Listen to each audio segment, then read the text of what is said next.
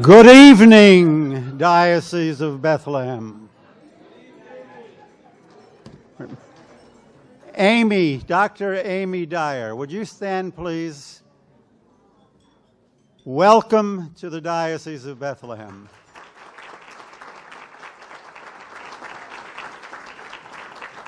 Jen and John, welcome back to the Diocese of Bethlehem. Oh, the stories I could tell about those two, the younger versions. When Bishop Mark resigned as Bishop of Bethlehem to teach at Virginia Theological Seminary, I designed the special edition of Diocesan Life on his ministry here. I loved playing with headlines in those days, and this one came easily because it seemed so right.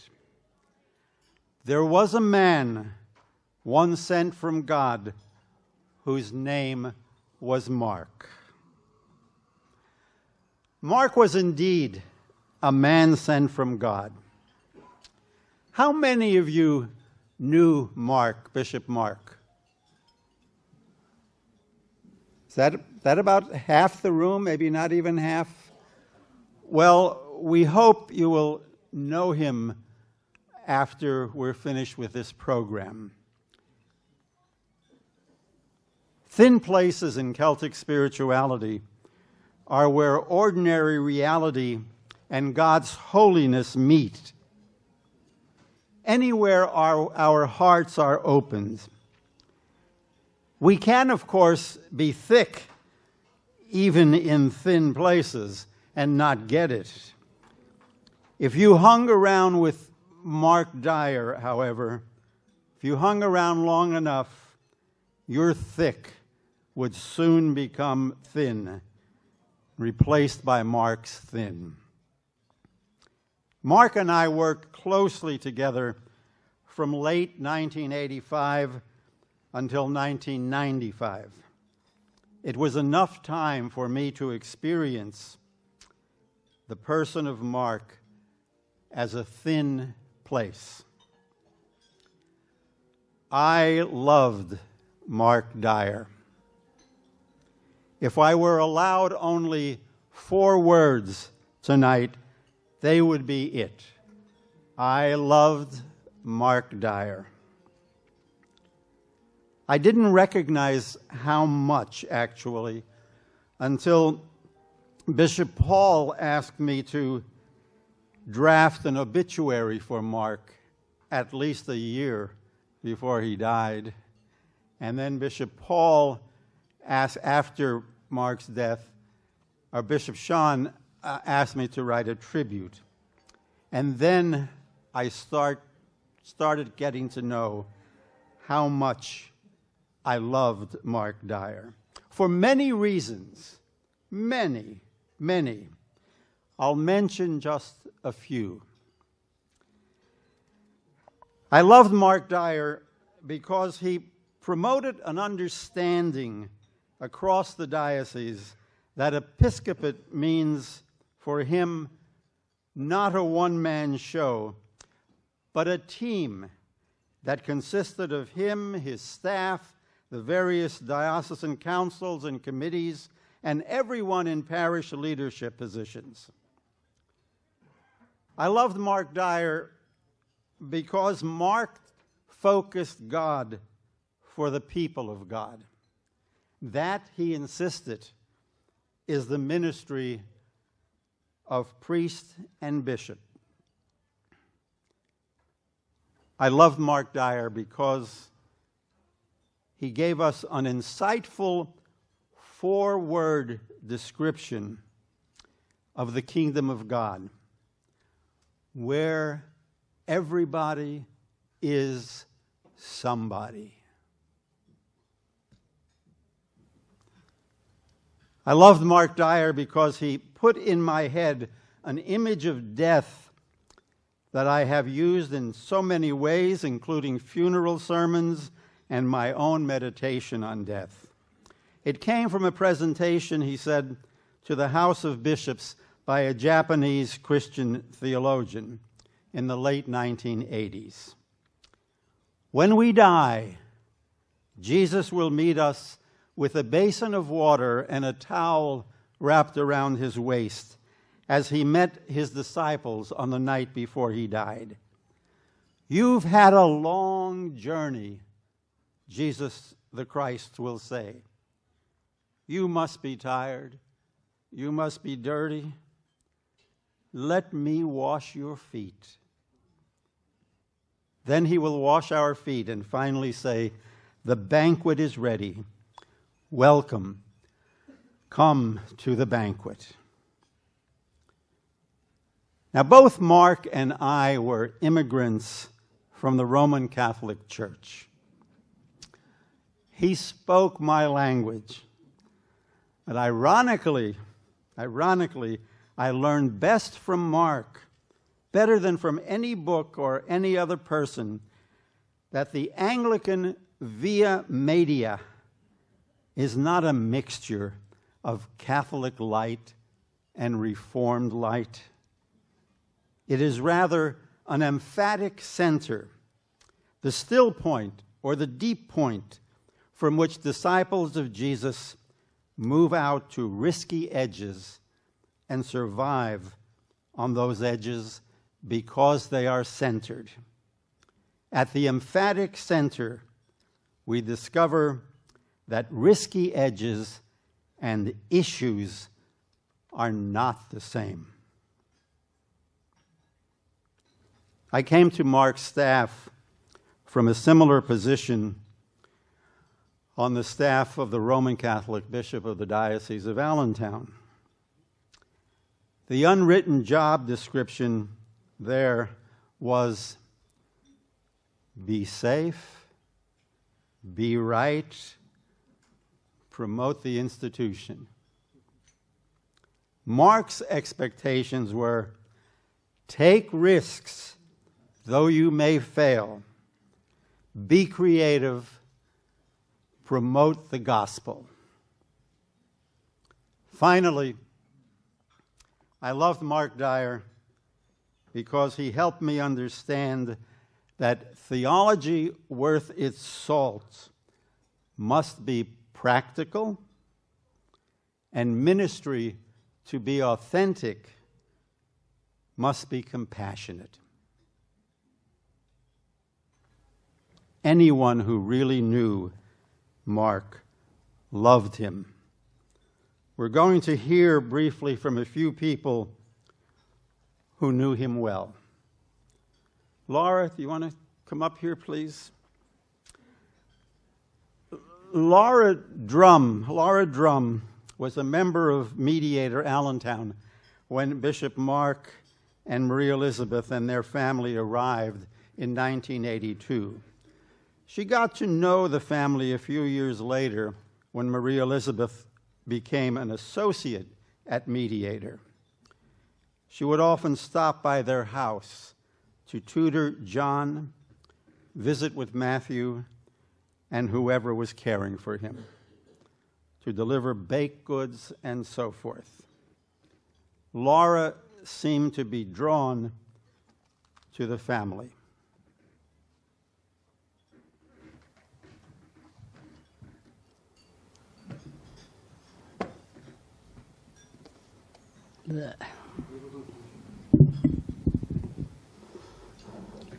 It was at the Church of the Mediator that I first met Bishop Mark and Marie Elizabeth and their family. Marie Elizabeth became an associate at the Mediator, giving me the privilege of getting to know the family more intimately. Teaching math at the Swain School was a good reason for me to become a tutor for John when he was in middle school. In 1987, I began teaching at Moravian Academy Upper School and would often drop by the Dyer house on the way home to work with John, to check with Jen about school, to visit with Matthew and whoever was there to care for him, and to deliver rolls and baked goods. When Mark was at VTS, I visited more frequently. Maria Elizabeth was my spiritual friend, my teacher, and my mentor as a Eucharistic and pastoral visitor. She often visited my bedridden mother-in-law who lived with us, encouraging me in my ministry. All during this time, I was drawn closer to the family and would sometimes see Mark when he was home on the weekend. Once while there, when Mark was feeding Matthew, I noticed a book about Mother Teresa on the table and commented about it. His response to me was, "You know, Laura, I was in Calcutta teaching the Sisters of Charity there. Mother Teresa told me that anyone who comes to be a part of the community has to go out to the streets and minister to the dying. So she sent me to feed a man who was dying, but she told me that I had to be very careful to feed him in a special way." And then he paused, and with that smile on his face, he said, "But God had already taught me how to do that, because that is how I feed Matthew." As a member of the Standing Committee from 1991 to 97, it was a privilege to learn of Bishop Mark's work in the diocese. Not only did he minister to the ordained, but he was a pastor and spiritual friend for the laity of the church as well. I know I speak for many of you here tonight as I acknowledge with great thanksgiving the love and care he gave us and to our families, sharing our delights, our worries, our struggles with work and family, our grieving, and our searching for a deeper closeness with our Lord.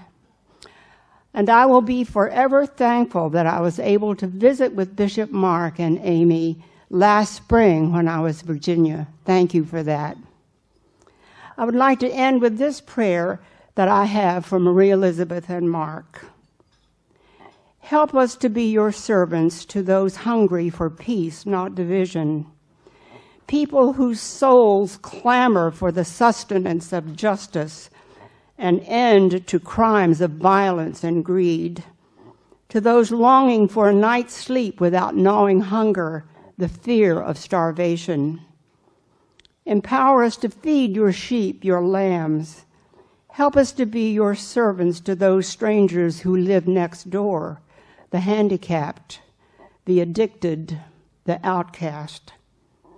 Remind us that they are your friends, made in your image. Forgive our failures. May we see you and others each day of our lives. For the sake of our Lord Jesus Christ. Amen. Thanks be to God for Bishop Mark.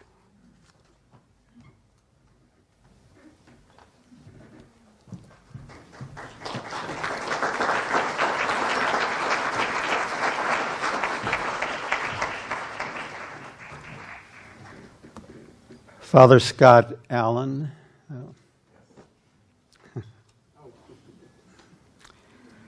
Father Scott Allen came to the diocese in 1989 after being called as social missioner on Bishop Mark's staff. His dossier included the Jubilee Committee, Recovery Commission, World Mission Committee, Episcopal Appalachian Ministries, Pennsylvania Council of Churches, Recovery Task Force, and later the first HIV/AIDS Task Force. His ministry on Bishop Mark's staff was to facilitate ministry to and with the poor and the marginalized in parish churches. Mark knew how to pick them. We became the first and still the only Jubilee diocese in the Episcopal Church, demonstrating that a majority of parishes had ministries of advocacy and service to and with the poor and marginalized.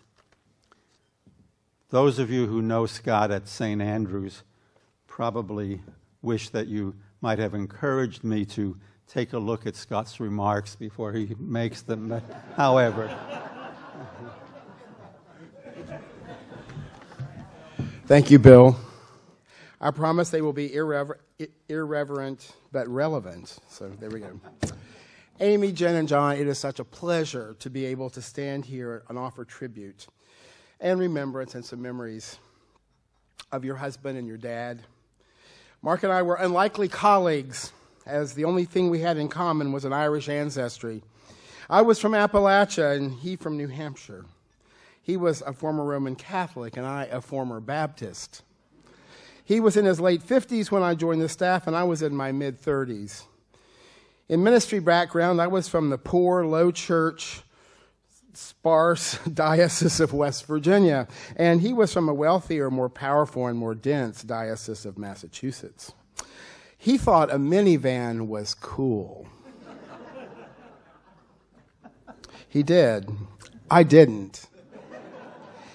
I remember when he got that Chrysler Town & Country, he was so thrilled with that sucker. It was so funny.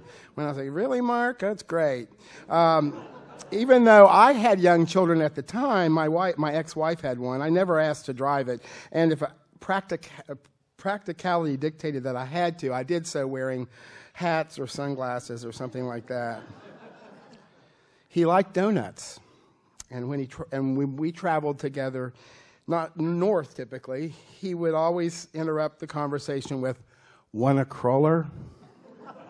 My answer to not only my canonical bishop, but my boss was always, "Of course." He liked a little donut shop that used to sit on the edge of Lehighton. I don't know if it's still there or not, but anyway. He loved finding the back ways to everything. One evening I recall going to diocesan council with a full Chrysler Town & Country from the Lehigh Valley to Holy Cross Wilkes-Barre, and Mark promised to pick up several people on the way. He was very generous in giving us rides up to that meeting, and I was sitting in the back with someone whose name escapes me right now, but if you're in the room, raise your hand, who was a member of council. And we were darting through back streets and suburban neighborhoods and strange alleys. And the person next to me said, "Pretty soon, I wouldn't be surprised if some family's laundry is over the windshield," implying that Mark would soon be driving across backyards. But what we had in common far superseded any differences he and I might have had in our history or our tastes in automobiles. Which we shared a passion for Jesus, and not just that, but the Jesus who walked among the poor and the outcasts and the wretched of the earth. As Bill said, I joined the staff in 1989, and Margaret Sipple and I were she did the in stuff, and I did the out stuff for parish stuff. And I was radicalized in seminary by being involved in the Catholic Worker and also in the anti-nuclear movement, and was arrested several times with Daniel Berrigan, from whom I learned a great deal. So my social ethics were kind of trained by Roman Catholics. And Mark, as a former Roman Catholic, of course, understood where my ethics were nurtured, and while it was usually more than the institutional Episcopal Church in the Diocese of Bethlehem was ready to receive, he never criticized my intentions or my theology in doing, saying, or writing what I did. An unlikely pair we were, but on the same page when it came to the gospel, and the gospel's call to compassion and self-giving mercy in the ministry of the church. Mark always filtered everything through theological and scriptural reflection. Knee-jerk was not a way that I would characterize Mark. That probably belonged to a description of me at the time. He was the guiding force in the purchase, renovation, and development of New Bethany Ministries, which my predecessor, Sue Cox, lovingly called the Bishop's Bar and Brothel, because that is what it had been until it had been transformed into New Bethany Ministries. He loved to use that physical building position of New Bethany and the diocesan office and the cathedral as an icon of the church. He would say that it was only because of what we did at New Bethany in service to the poor that gave us the right to, and I quote, prance around in our finery at the cathedral. He saw diocesan administration in a prophetic role standing between the two interpreting the church to the world and calling the church to courageous acts of service to the poor and the marginalized. Mark was often off gallivanting with some patriarch in Constantinople or in London, conferring with the Archbishop of Canterbury on some detail of Orthodox Anglican relations. I was at Diocesan House handling what usually were hot potato issues with a Jubilee committee that I must say sometimes made me nervous in their willingness to tackle head-on issues like abortion, real economic justice that challenged the status quo of the Episcopal Church, homosexuality, and racism. So when Mark came home, he was faced with a virtual stew of issues when I would meet with him. To say Mark was not always comfortable with some of these is true. I knew that he was not pro-choice, but he was also able to understand that position from a perspective when poverty and violence were their sources. And he was not sure of the role of the proper place of LGBT persons in the church initially. But what I admire and will always admire about Mark is his ability to change his mind.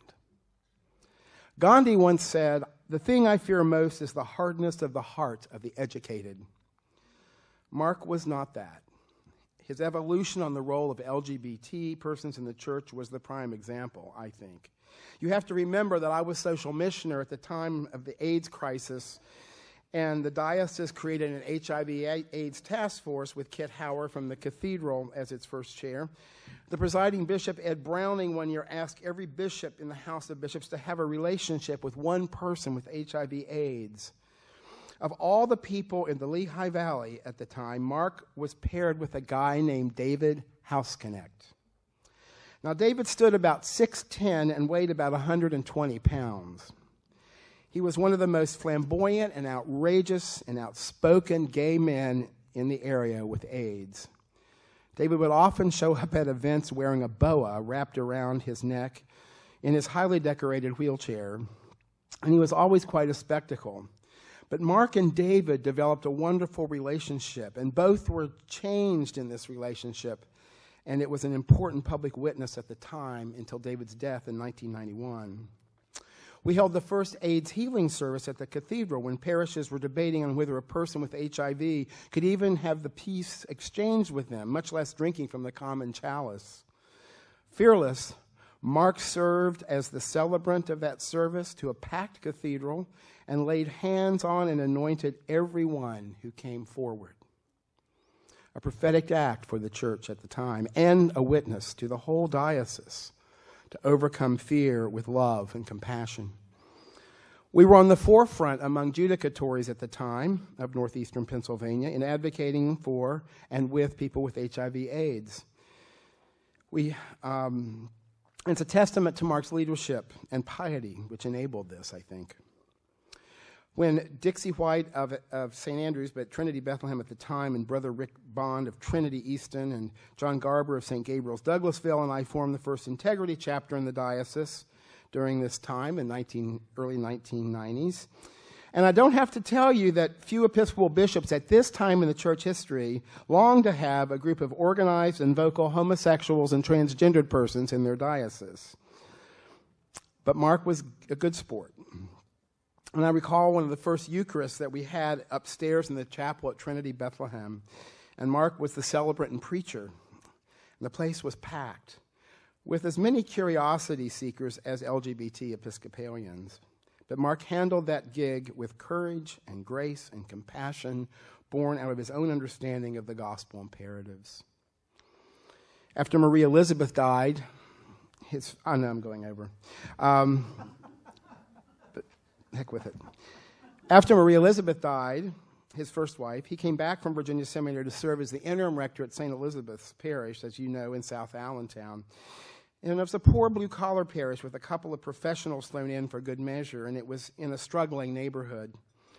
At the end of Mark's tenure, there he was when he was closing his house here and moving the family to Alexandria. I filled in for him one Sunday, just after his return from General Convention, which declared that partnered gay clergy were allowed to function without sanction in the Episcopal Church. And he came to St. Elizabeth's to report on General Convention and what had just occurred. Mark confessed that he voted in favor of allowing LGBT clergy in relationships to function as rectors in parishes. He spoke eloquently of his own process in coming to this decision, born out of deep prayer, scripture study, and theological reflection. And he said he came to the conclusion that gay people indeed exhibited the fruits of the Spirit and revealed God and Christ in their lives and ministries, and who was he to deny that? Now, a certain doctor in the congregation stood up that hot June morning, or July, it must have been July, I think, and blasted him for his vote and declared, "I could never take communion from the hands of a homosexual." And I just sat in the back pew and smiled to myself smugly as I had just delivered the consecrated bread into this man's hand 40 minutes earlier. Now, when my own life changed and I came out as a gay man, I involuntarily left parish ministry for a period of time, serving as a waiter and a customer service person for a local high-end sporting goods store, which I found out called out really all my parish ministry skills in dealing with irate customers who were unhappy with the quality, condition, look, or performance of their skis. Lots of parish ministry skills are applicable for that. But I recall one cold, rainy October lunch meeting with Mark at Goosey Gander's, a local sandwich shop many of you know, where we often ate as a staff. And I sat across from Mark and told him the whole story of my divorce from my wife, my North Carolina parish's rejection of having a gay rector, and the Diocese of North Carolina's less than admirable way with which I was shown the door. And he listened empathetically, and at the end he said, "Well, you know, Scott, this doesn't change our friendship." And I know that was true. And Mark served as a support and a help to me in that time when it wasn't so easy to be in the church. And ironically, I was assigned to St. Elizabeth's after Mark went back to VTS. And that doctor, I mentioned earlier, he came to me several months after me giving him weekly communion, and he said he could no longer be part of this parish because of me. So I said, okay. And he went off to become the UCC. Go figure that. Anyway, Mark and I would chat often on the phone on these occasions and would share intimate struggles that we were having. We were all both in transition at that time. He as a single widower and a dad, and me as a gay man who was separated from my family for that time by distance. And the Right Reverend James Mark Dyer will always serve as one of my models of what a good bishop is and a good bishop does. I miss the courage that some bishops today seem not to have when tackling tough social issues. But I also know that it's possible to have that vision, that deep-rooted connection to Christ, the Christ of the poor and marginalized, and the courage to reveal that Jesus to the world through the church. What a privilege it was to work with Mark and to have him as my bishop and my boss. His legacy will go on in the many he touched, and they will pay it forward, I have no doubt. I thank God for him and know that somehow he is undoubtedly getting a cruller every now and then for dessert or a snack at the heavenly banquet. Thank you.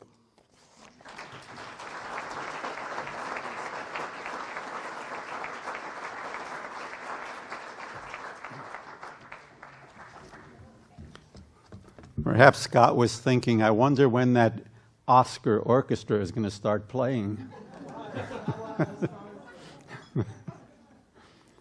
Tony. There you are. Okay. Dean Tony Pampa was a teenager at St. Mark's in Jim Thorpe. His first experience of diocesan life was to attend the convention where Bishop Mark was elected to be our bishop. Mark's and Rick Cluett's care and authentic reception of Tony in his call as he engaged the COM as a college student were crucial during the years when conventional wisdom seemed to work contrary to younger vocations. They took his call seriously. Bishop Mark became his spiritual guide, mentor, advocate, and teacher, Tony was ordained under Mark's hands to diaconate and priesthood. Mark also presided over Tony's marriage to Felicia. And when Tony's ministry took him to Virginia, Bishop Mark at Virginia Theological Seminary was a piece of home for Tony, and Tony, I dare say, a piece of home for Mark.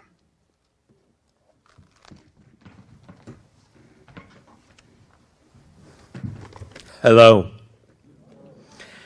That Chrysler, what was it, Scott? Townhome?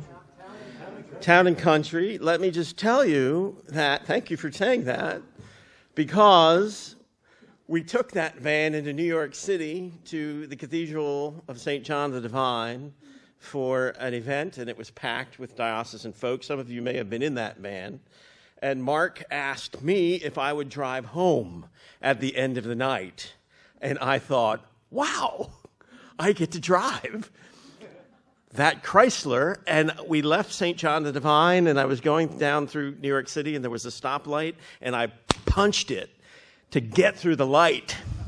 Boom. And Mark said, good job. Thank you for prompting that memory, Scott. So as Bill mentioned, as a teenager at St. Mark's and St. John's, somehow God decided was discerning a call. And it was actually, indeed, I was as a youth delegate. I wasn't a delegate, I was a youth at that convention when Mark was elected. Who knew? But it was my junior year in high school, actually, that I ended up in Mark's and Archdeacon Cluett's office, boldly professing that I was called to ordained ministry. And of all of the responses that I could have gotten, good boy, what I received instead, both from Mark and from Rick, my dear friend, was an authentic reception of what God may have been doing in my life. And that reception did not go away. So indeed, it was not long after that hearing of that call that I ended up in the process. And I was a college student, still at Penn State University. Yes, it still exists. And I was received into that process by the Commission on Ministry. From that point on, Bishop Mark became for me a spiritual guide, a mentor, an advocate, and a teacher. And every step of the process was one of nurturing support, and it was pervaded by prayer. Bishop Mark's mentoring and pastoral care continued of me, and I found myself thirsty for a prayer life and a theological framework that was life-giving. And this life view came from my bishop. It was an expectation of our bishop, Mark, that we care and nurture our spiritual lives. And that was said to us in every conversation. I remember my first year in seminary at the Seminary of the Southwest. That's in Austin, Texas, in case anyone's wondering. I remember my first year in seminary, and Mark was on sabbatical. And he came to the Seminary of the Southwest to teach the Jan term there. He did so because partly he had a good friend and colleague who became another mentor of mine, Bill Green, who also lives in heaven, and he and Mark, I'm sure, are sitting with Metropolitan, whoever that was, talking about Anglican Orthodox dialogue. I'm sure that dialogue is continuing in heaven, certain of it. But Mark came to the seminary to teach Jan term. And I remember as a very, very young man, and that was in the days when there were no young people at seminary. There were like two of us in our 20s, and everybody else was not. I remember the folks who were taking Mark's class coming to me and saying, "Mark Dyer's your bishop?" And I remember as a young man feeling kind of shiny and a little bit like the big man on campus when I said, "Well, yes, he is." And they would say, "You're so fortunate." And we were so fortunate. Finally, coming back to the diocese, Mark mentored all of us who were newly ordained in a spiritual life and in leadership that was defined by servant leadership.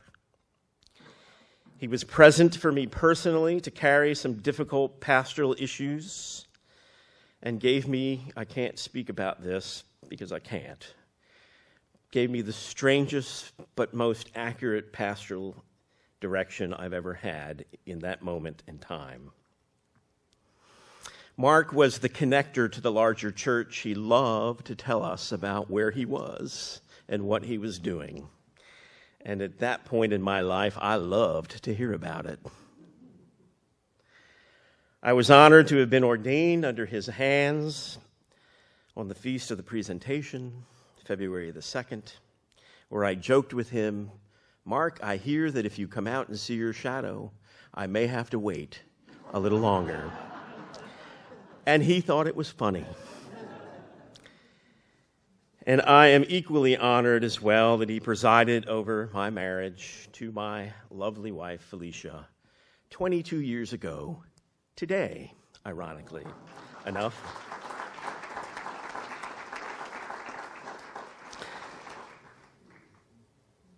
Felicia sends her apologies. She thought perhaps she'd choose not to spend her anniversary with you. But she loves you. My vocation did indeed take me to Virginia, to the Diocese of Virginia, and there I indeed did visit the campus of Virginia Theological Seminary often in my role as a staff member to Peter Lee in the Diocese of Virginia. And when I could, I would stop by, which was often Mark's office, in the hopes that I would find him in there. And he would sit and we would chat. And he'd ask about my life, and I'd ask about his life, and he would catch me up on Jen and John. And it was like being home with my bishop, with all due respect to Peter Lee, who I loved and served faithfully. Tonight, in this opportunity to come together, a group of us chatted about what we could do tonight to give due honor to this bishop and this person who was so gifted and wonderful in our lives. And in that conversation, we knew there had to be music. So we had this quick conversation about what music Mark liked, and it was actually Bill Llewellys who said, I think Mark really liked that band, that Irish band, who was really popular in the 80s and 90s. And I said, "You too? You too? You too?" Whose concert I attended a month ago, and I lost my hearing, so no more concerts. So tonight we think it's very appropriate, and I'm grateful to Stephen Williams and to the wonderful voices of his choir that he's assembled to offer a tribute to Mark in music. The choices I have chosen, they are U2 songs. The first is 40, and that is a U2 song written by U2, and it is based on Psalm 40. I think Mark liked U2 because U2 are prayerful, and they stood and stand for justice and mercy, and they're bold in working for it. So Psalm 40 is the first choice, and it is because of Mark's demand that our life be soaked in prayer. The second song that group is going to offer us is the song MLK, which was written by U2 as a tribute to Martin Luther King Jr. That Jan term that Mark taught at the Seminary of the Southwest was ascetical and mystical prayer. And in that course, he played for us the I Have a Dream speech because he reminded us in that class that prayer must transcend to mercy and to justice. Thank you. And we'll now have our musical offering.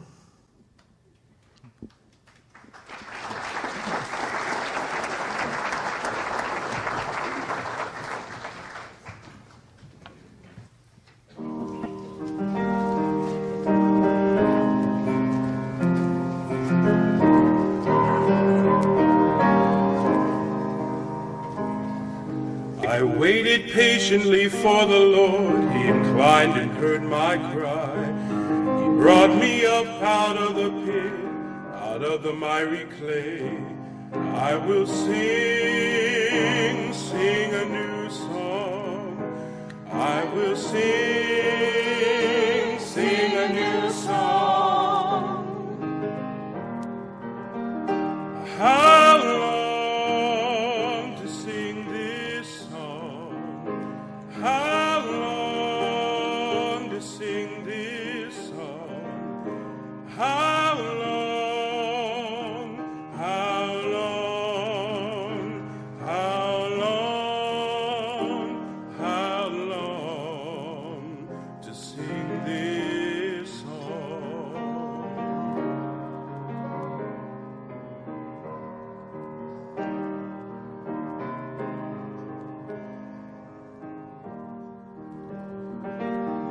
You set my feet upon a rock and made my footsteps firm. Many will see and hear.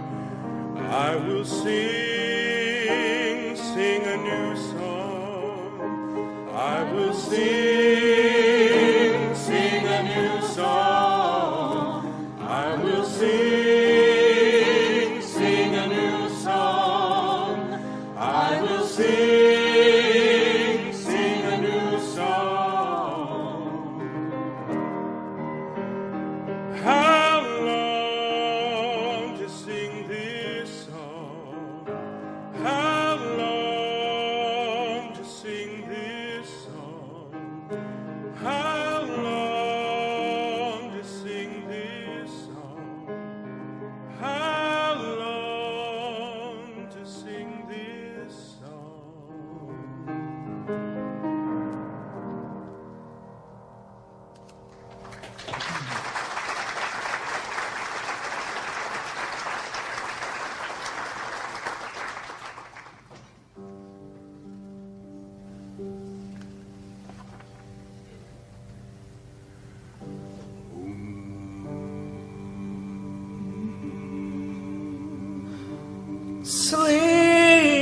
Sleep, sleep tonight, and may your dreams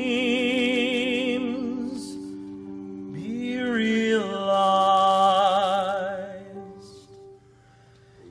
If the thundercloud passes rain, so let it rain down on him.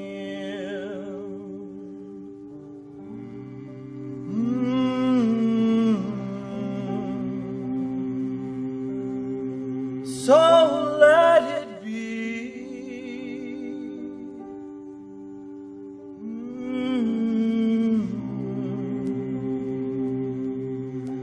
So let it be.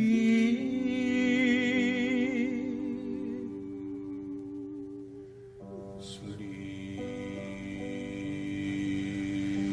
Sleep, sleep tonight,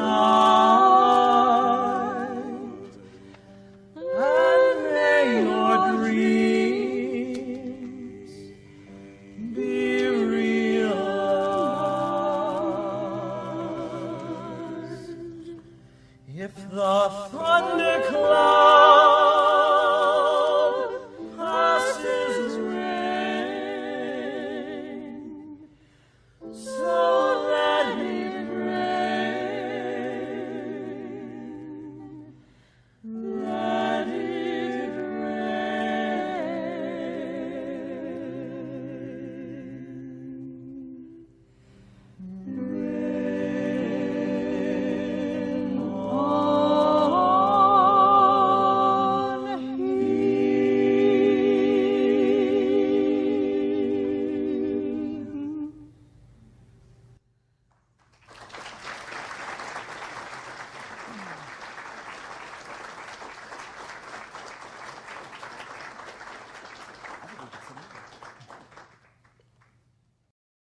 The Holy Spirit was not dozing when she sent us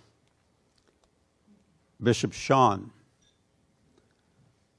whom we are learning to love also. They, Bishop Sean and Bishop Mark, knew each other very, very well.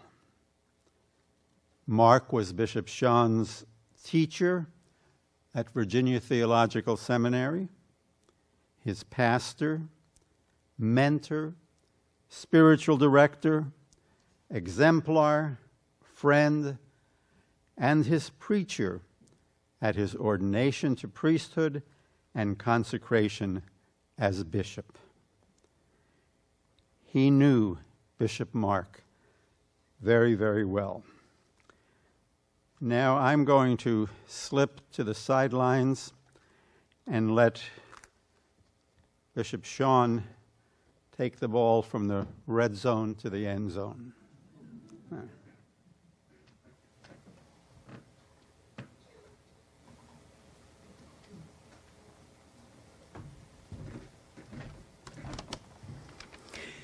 I think it would be fair to say that there is no single other greater influence in my life as a priest, as a bishop, and a person than Mark Dyer. I stand here this evening feeling like a student of Mark Dyer. Like that student that entered Virginia Theological Seminary at age 22, knowing absolutely everything. I had my relationship with Jesus figured out, whom I loved deeply. And much to Mark's chagrin, I thought that the mystics were heretics. And then he introduced me to von Balthasar, who many people do not know because after the Second Vatican Council, Karl Rahner took center stage. But von Balthasar was a theologian who was guided by a mystic, Adrian von Speyer. And that would take my relationship with Jesus Christ and turn it on its head in such a way that it was deepened. There was no greater teacher than Mark Dyer, no greater spiritual teacher. And so the death of Bishop Mark represents a significant loss to the church. As it's been spoken before, whether as an advisor to several archbishops of Canterbury, patriarchs of Constantinople, mentors to countless priests or advocates to the poor, what he represented is the very essence of servanthood that is at the center of the Christian life. Those of us who had the privilege of sitting at the feet of Bishop Mark, I dare say, caught a glimpse of what it must have been like to sit at the feet of Jesus. And brothers and sisters, I do not overstate the case. Now, he was an interesting man as well, and he would come up to a person and he would get this twinkle in his eye. And when he got the twinkle in his eye, you knew something was coming. It was probably some kind of deep insight about your spiritual life or something. But one time he said, he got this twinkle in his eye. He said, I need you to drive me somewhere. I said, well, where are we going? He said, we're going to the airport to pick up Archbishop Desmond Tutu. I mean, this is what would happen with him. He knew all of these people. I mean, he just wasn't making it up. And so I said, okay. And I'm thinking, is it because I'm, a brilliant student or, what is this? He said, no, he said, you just have that really cool Astro van.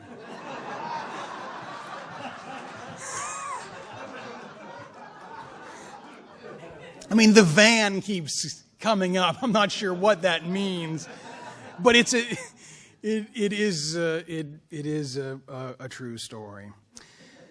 I remember at one time I was so ready to be done with the seminary process that I actually packed up my dorm room at VTS, and so I walked across campus. I was going to go to Mark's house, but he was coming across, and you could always tell because he had issues with his hips, and you could, from a mile away, this was at night, I could just see the way he was walking, and I just knew it was him.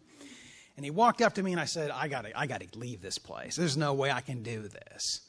And he got the twinkle again, and he spoke pastoral words to me that are still with me in my heart. But he helped to change my vocation, and this happened over and over again. And when he came to preach at my installation as rector, I was 25, and I had a parish that really I had no business being the rector of, really.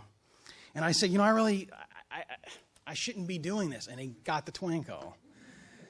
And he said, but this is the place that God has called you.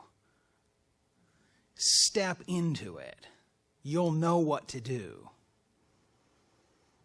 Bishop Mark served each of us in different ways. For me, he was a pastor, mentor, spiritual director, exemplar, and friend. And he exercised the episcopate with a particular grace and equanimity that can only be evidenced by a life centered in Jesus Christ. And I think one of the great privileges of my ministry, perhaps one of the greatest so far, is to occupy the seat that he once occupied. Something I could have never imagined, and something which I know for which I have much room to grow, of which I am so thankful to God. So I call upon all of us to give thanks to God for this giant of faith, who now joins the angels and archangels and all the company of heaven, who forever sing the praises of God. Thank you for this opportunity.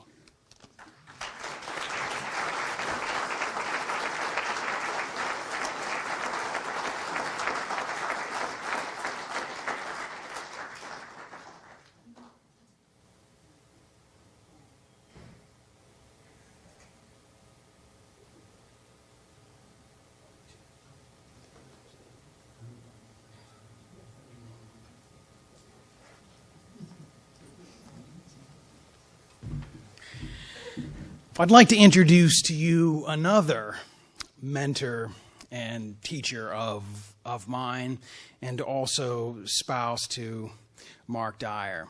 She's an extraordinary woman of faith, a Christian educator in the church, and a profound teacher as well, who converted me on many, many, many issues that I thought I knew better about as well. And so I present to you this evening to bring words of greetings, Mark's spouse, Dr. Amy Dyer.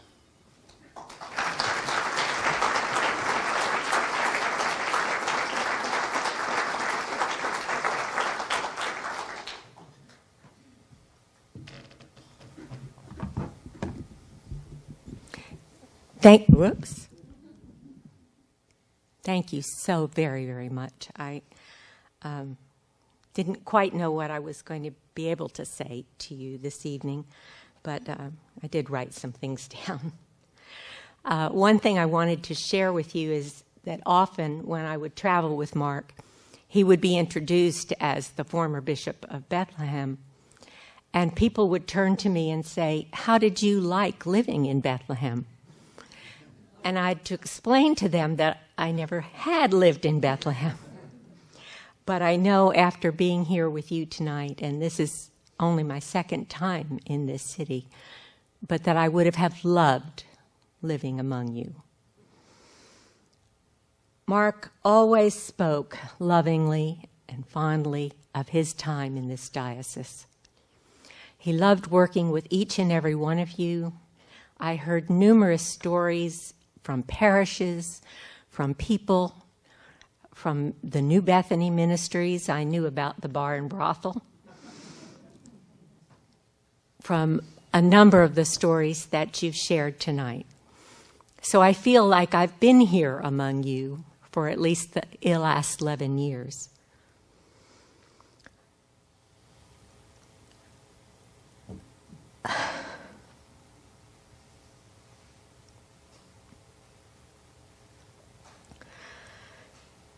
Excuse me. As I listened to Mark tell his stories, the ministry here in the Diocese of Bethlehem became a reality, and it transformed his life and mine. I have thought often about the things that he did here and how he was able to help you all become such a wonderful representative of the church in the world. I hope that you will all find your ministries and your time here as wonderful as they were in the years that you were here with Mark. If he were here today, he would encourage you to follow Christ, to live the gospel every single day. Thank you so much, Sean. I was going to say that I wondered if they knew when they elected you that you were one of Mark's very favorite students and one of mine. But obviously they did, and I'm sure that helped them to make a choice. But you all are very, very specially honored to have Sean Rowe as your bishop right now.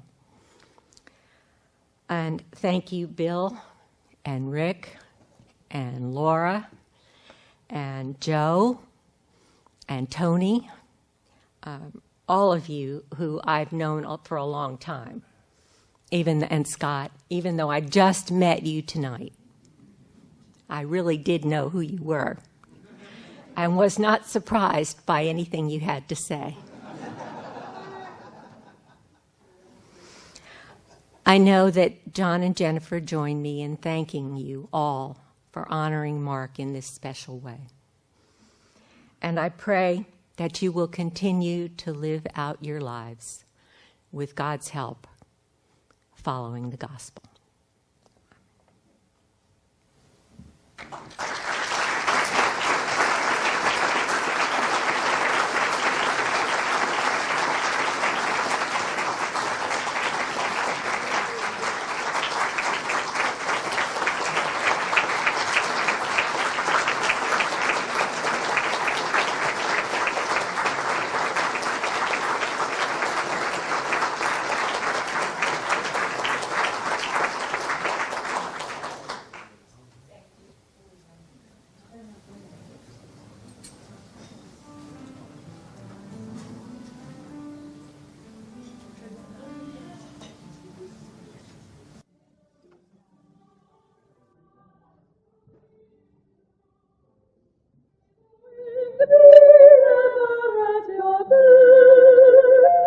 May the sun shine warm upon your face, and the rain fall soft upon your face.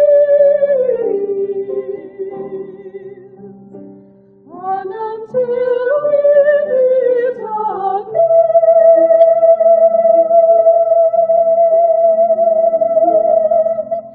may God hold you. May God hold you, never in the palm of His hand.